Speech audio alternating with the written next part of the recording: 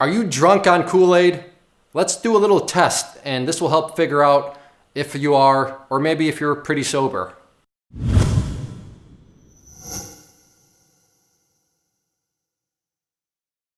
What is Kool-Aid? Kool-Aid is just kind of a backhanded way of saying somebody really either believes in a stock or somebody really just, they are attached to a stock. Whatever reason, there are many reasons. Like I said, maybe they have, as a one example, who knows, maybe their dad runs the company. Another reason, maybe they just flat out have a lot of money in that company, so that's why they believe it so much. That's why they're drinking the Kool-Aid so much. But the point here is Kool-Aid is just a massive belief, an overbelief in some sort of company, or really just kind of in anything in life, because the term Kool-Aid comes from some cult type activity, but we won't go down that history lesson. But that's what Kool-Aid is, an excessive belief. So do you have an excessive belief in something? That's actually, I would argue, a very wise question. Maybe you're holding some positions right now and you're thinking, am I drinking Kool-Aid? Am I drunk on Kool-Aid? And like I said, that's very wise. And if you do determine that you're drunk on Kool-Aid or been drinking too much, that's totally fine. Like I said, you're going about the pathway of trying to improve and get yourself better.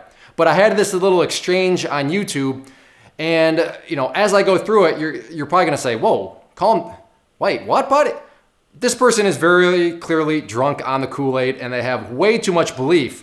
So if you are this kind of defensive, if you jump to conclusions this quickly based on certain other premises, then odds are you are drunk on Kool-Aid. So let's go through this. And this was just on I take a technical chart and I'll do a video analysis on it. And that is where this comment is coming from. So the YouTube channel is my other one where I just do those video chart analysis. So this person says, in my opinion, it will fly past 960. They have one of the best fundamentals of all cannabis stocks. I reply back, thanks for the opinion. The numbers are facts. Clay must be shorting this. Remember, if you're kind of new, shorting is usually attached to negative. Those are bad people. Those are just, the scumbags of the earth. That's basically what shorting is attached to, especially when you're talking about these sorts of stocks that this person is clearly very attached to. Now, he gave himself away, apparently, with these are the best fundamentals ever. This thing's going to fly. What a great pumper word there. It's going to fly past 960. But putting all that aside, what was my reply? Thanks for your opinion. To which they then colluded, you're shorting this. How did you draw the fact that I'm some sort of scumbag, I'm doing something negative towards the stock by thanking you for your opinion? Do you see what I mean about being overly defensive? And I'm not saying this is the case for you, but this is one of the kind of quiz questions you can ask yourself to ensure that you're not sipping too much on the Kool-Aid and getting yourself in a situation where you are way too much believing in a certain company. If you're not defensive, there are other areas that you may still be sipping the Kool-Aid, but at least in this quiz question, within that, am I drunk on Kool-Aid, you would pass with flying colors. You're like, whoa, wait a minute. How did you make that jump? No. I'm never that defensive where if somebody ekes, where somebody ekes one negative thing and then I fly off the handle. But in this case, I didn't even eke a negative thing. I said, thanks for your opinion. And all of a sudden, I'm apparently shorting it. So I get it, this is extreme, but it exists. And here's an exact example of it existing, where unless you're literally saying, yes, that's for sure what's going on, then, you're clearly bearish, you're shorting, you're blah, blah, blah. So are you defensive? Does little comments just set you off? If somebody says something that, is slightly disagreeing, or if they call something, I guess, an opinion, maybe that's what set this person off. But if you're answering, I get pretty intense after I get in a position, and everybody better be talking positive about it. And people better not be thanking for opinions. People better be saying, thank you for the facts.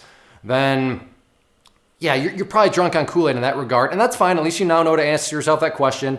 But it's time to detox from the Kool-Aid, because you should not be that defensive at all. Because either you're drinking the Kool-Aid and you have way too much money in it, or you're just believing too much of what's going on. But just be very careful, because Kool-Aid is a nasty thing. And being this defensive is just kind of makes you nasty in general, but be aware of it. And if you need self-correct from it, that's the whole idea behind these videos, so we can run mental checks on ourselves and make sure that our minds are on the most efficient pathway as possible.